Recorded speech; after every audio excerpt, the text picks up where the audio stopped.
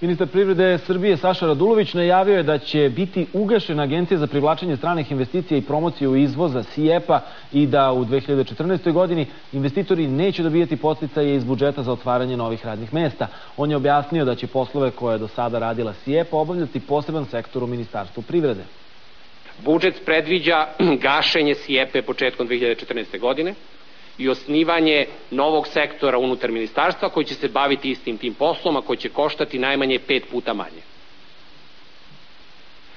Takođe, gasi se Agencija za licenciranje stečajnih upravnika po novom zakonu o stečaju.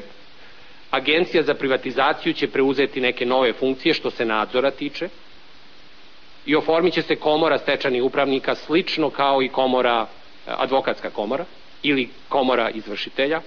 I to neće biti finansirano iz budžeta, nego od članova komore. A stigla je i reakcija SIEPA, tvrde da tu agenciju nije osnovao Saša Radulović, već vlada Zorana Đinđića, te da će vlada Srbije biti ta koja će odlučiti da li je agencija potrebna ili ne. Interesantno je i to da ukidanje SIEPA nisu tražili ni najveći Đinđićevi kritičari kada su došli na vlast posle atentata, već je glasnogovornik toga ministar iz rekonstrukcije, navodi se u saopštenju.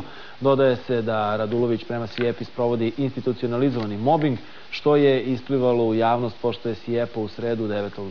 oktobra uputila dopis premijeru i prvom potpredsedniku vlade u kome ih obaveštava o blokadi 22 investitora koje vrši Ministarstvo privrede.